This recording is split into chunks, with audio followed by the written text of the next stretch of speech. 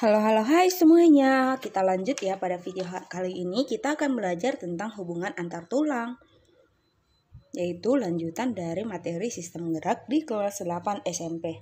Nah, adik-adik, hubungan antar tulang itu disebut sebagai artikulasi.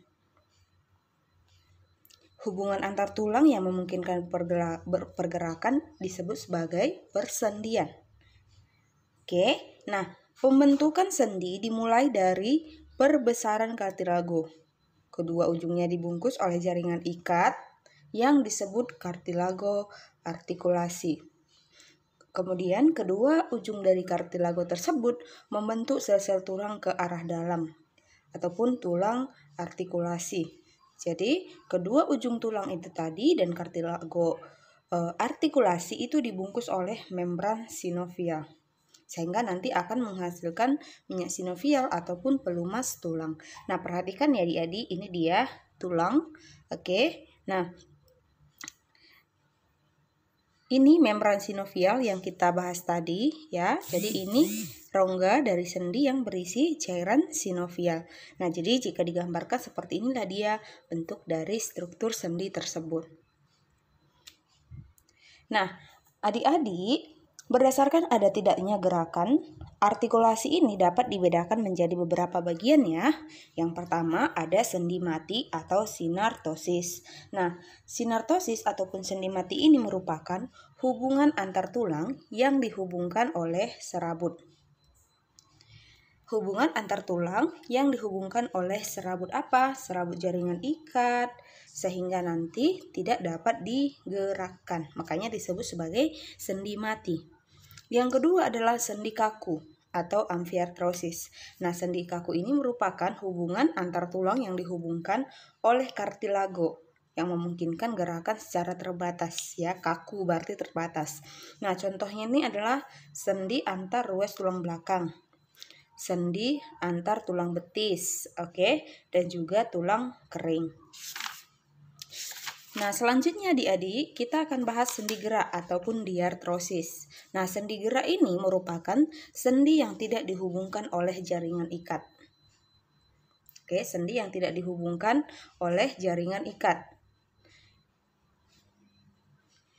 sehingga tulang dapat digerakkan secara bebas ya. Jadi tulang dapat digerakkan secara bebas.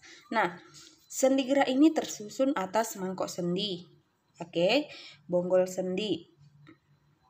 Kemudian pembungkus sendi ataupun ligamen. Jadi yang membungkus sendi itu disebut sebagai ligamen dan membungkus bonggol dan mangkok sendi.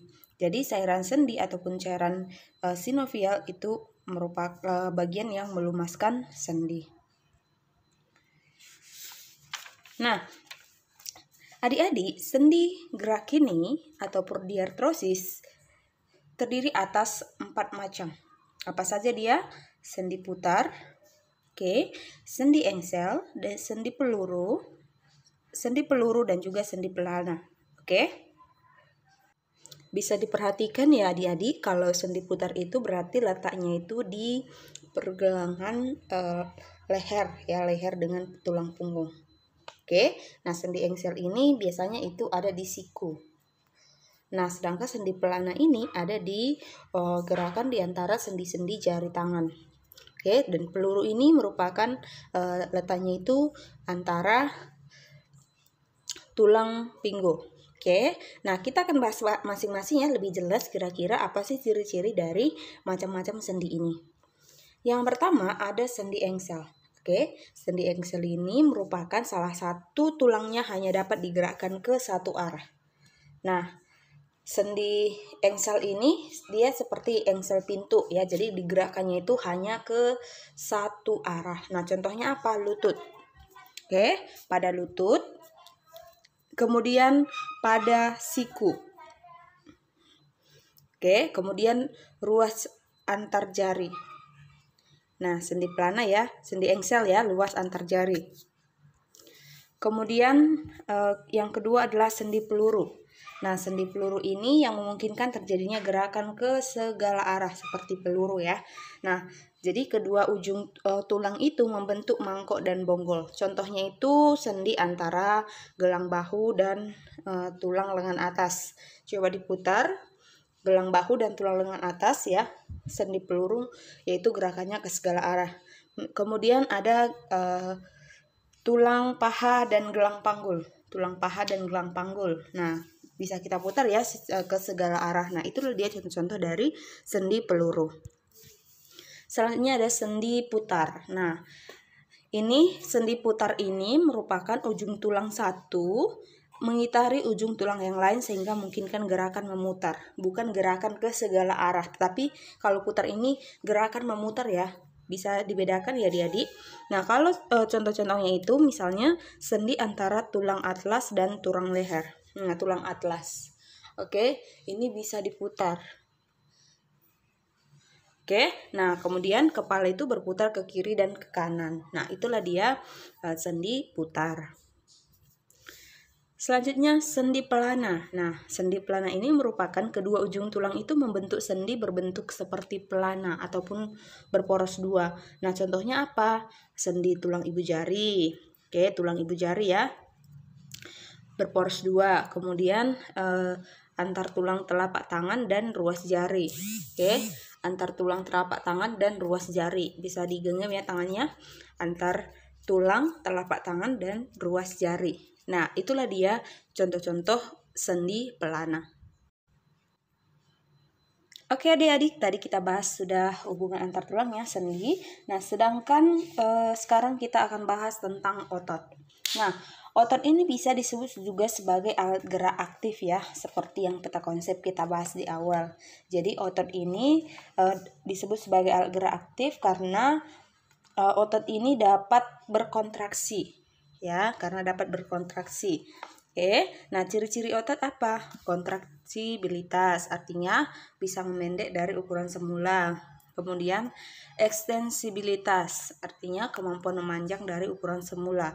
Dan elastisitas, artinya kembali ke ukuran semula.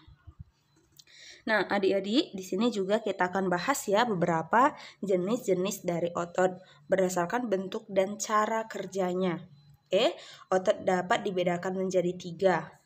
Oke, kita akan bahas ya. Yang pertama adalah otot lurik. Nah, apa ini otot lurik? Ciri dari otot lurik ini adalah memiliki garis gelap terang, yaitu aktin dan miosin. Kemudian otot serat lintang. Oke, nah apa itu aktin? Apa itu miosin? Aktin ini merupakan garis gelap ya, sedangkan dan terang ini adalah miosin. Jadi bisa dibedakan ya, aktin dan miosin. Nah, adik-adik, aktin dan miosin ini merupakan komponen penggerak dari otot. Bentuk dari otot lurik ini berbentuk seperti silindris dan memiliki banyak inti di tepi. Nah, jika adik-adik bisa lihat gambarnya ini ya, yang di samping ini merupakan bentuk struktur dari otot lurik, di mana di dalam otot lurik ini juga terdapat inti sel ataupun nukleus. Poin penting lain yang perlu kalian pahami dari otot lurik ini merupakan otot lurik biasa juga disebut sebagai otot rangka. Nah, kerja otot lurik ini dikendalikan oleh otak sehingga disebut sebagai otot sadar. Oke. Nah, otot rangka dia memiliki bagian dua, yaitu tendon, dua ujung liat, dan empal bagian tengah yang membesar. Nah, tendon yang melekat pada tulang diam disebut sebagai origo. Nah, sedangkan tendon yang melekat pada tulang yang bergerak disebut sebagai insersio. Jika otot berkontraksi, maka empal akan memendek, membesar, dan mengeras membentuk tulang terangkat. Yang membuat tulang terangkat seperti itu ya adik-adik, ciri-ciri ataupun bagian-bagian penting dari otot lurik atau otot rangka. Nah, yang kedua adik-adik ada otot polos. Otot polos ini ciri-cirinya berinti satu, oke. Kemudian berbentuk gelendong dengan kedua ujung meruncing, bekerja secara tidak sadar ataupun tidak disadari. Nah, kerjanya itu lambat, tidak cepat lelah karena tidak disadari ya. Nah, contoh otot-otot polos ini ada pada organ dalam tubuh seperti pencernaan, kelamin, ekskresi, dan juga pembuluh darah. Nah, jika adik-adik lihat perbedaannya dengan otot lurik tadi seperti ini ya. Ini nukleusnya terlihat dengan jelas dan berada di bagian tengah. Yang ketiga adalah otot jantung. Oke, otot jantung ya. Nah, ciri dari otot jantung ini adalah berinti banyak di tengah. Jadi, intinya banyak ini yang membedakan juga dari otot polos dan juga otot lurik ya. Nah, terletak di jantung, berbentuk serabut lurik bercabang, bekerja secara otonom artinya tidak disadari. Nah, jadi intinya itu ataupun nukleusnya bisa terlihat jelas ya. Ada di dalam otot jantung. Oke, sekarang kita bahas tentang sifat kerja otot. Sifat kerja otot dapat dibedakan menjadi antagonis dan sinergis dengan prinsip keseimbangan dan gaya statis ya. Yang pertama adalah antagonis. Kita akan bahas yang pertama antagonis. Nah, kerja dua otot yang berlawanan, kontraksi dan relaksasi.